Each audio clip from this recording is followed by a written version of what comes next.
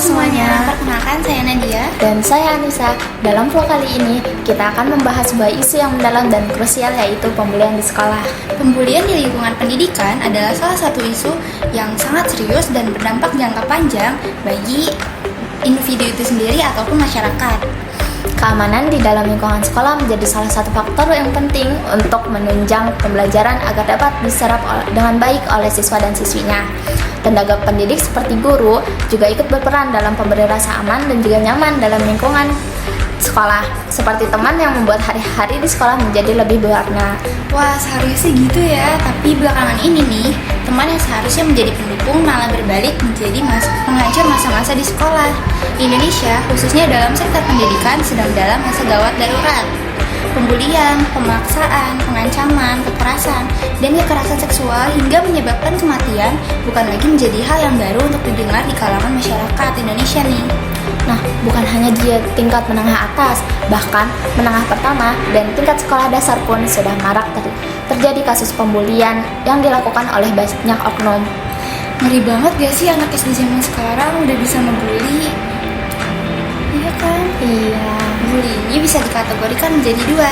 Apa aja tuh? Yang pertama, bully non-verbal. Selain itu, verbal juga dapat dikategorikan sebagai bully. Dikutip dari berbagai sumber, faktor yang menyebabkan seseorang melakukan tindakan bullying antara lain itu ada kurangnya pengawasan orang tua, bertujuan mencari perhatian, adanya kesenjangan antara korban dan juga pelaku, pengaruh media sosial, kurangnya iman, dan juga ingin berkuasa. Dari salah satu faktor yang disebutkan tadi, terlihat jelas bahwa selain pribadi pelaku, orang tua juga ini berpenting dalam mendidik moral dan etika anak tersebut. Bener banget sih, apalagi belakangan ini orang tua itu banyaknya lebih mentingin karir mereka dibanding anak mereka. Tapi nggak semua orang tua juga mementingkan karir mereka. Ada juga orang tua yang bisa membagi waktu untuk memberi perhatian dan juga pengawasan terhadap anak dan karirnya. Pemerintah seharusnya bisa lebih mengedepankan dan memperhatikan sektor pendidikan untuk masa depan. Benar banget, sektor pendidikan di Indonesia dibandingkan dengan sektor pendidikan di negeri jiran bisa dibilang tertinggal jauh. Salah satunya itu kesejahteraan bagi tenaga pendidik. Apalagi jika dibandingkan dengan infrastruktur yang malah digencar secara besar-besaran oleh pemerintah. Dengar-dengar nih, Presiden Indonesia yaitu Joko Widodo sudah mempersiapkan anggaran sebesar 422,7 triliun rupiah untuk infrastruktur di tahun 2024. Nah, udah jelas banget kan bahwa di Indonesia ini infrastruktur itu lebih dikedepankan dibanding dengan pendidikan. Padahal kan uang sebesar itu bisa digunain untuk membangun sektor pendidikan supaya lebih maju. Misalnya nih, membangun sekolah-sekolah di pedalaman. Benar, karena sekolah di pedalaman bisa dibilang masih jarang dan banyak anak-anak di pedalaman memutuskan untuk tidak sekolah dan memilih untuk bekerja.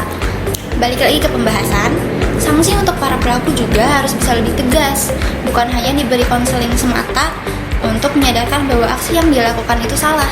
Pelaku juga harus diberi hukuman yang jerak yang kiranya setimpal dengan apa yang sudah dia lakukan kepada korban. Dalam mengatasi masalah ini, yang paling utama agar pelaku berhenti membuli adalah keinginan dan niat untuk berhenti yang besar dari pelaku itu sendiri. Selain itu, mengurangi pemakaian media sosial, terbuka dengan orang tua, dan meningkatkan iman serta takwa kepada Tuhan bisa menjadi alternatif solusi. Pemerintah dan jajarannya juga bisa turut membantu dengan mengadakan pembelajaran moral dan etika terhadap sesama dan sosialisasi tentang pentingnya kesehatan mental anak yang nantinya akan berkolaborasi dengan seluruh konselor di masing-masing sekolah. Kita harus menyadari bahwa pembulian di sekolah bukanlah hal yang sepele. Selain merugikan individu secara pribadi, itu juga dapat mengganggu lingkungan belajar dan menciptakan ketidaknyamanan.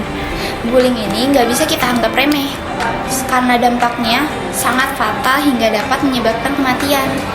Betul, sekarang banyak korban bullying yang memilih mengakhiri hidupnya karena mendapatkan tekanan dari para pelaku. Fatal banget kan dampak dari bully ini. Pemerintah juga harus bisa lebih waspada dan memberi perhatian lebih kepada sektor pendidikan yang sangat berdampak di masa yang akan datang.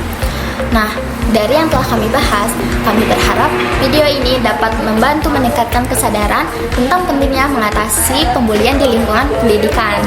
Mari bersama-sama berkontribusi pada perubahan positif Dan menciptakan lingkungan yang lebih aman dan inklusif untuk pelajar di Indonesia. Saya Nadia. Dan saya Anissa, pamit undur diri. See you next time.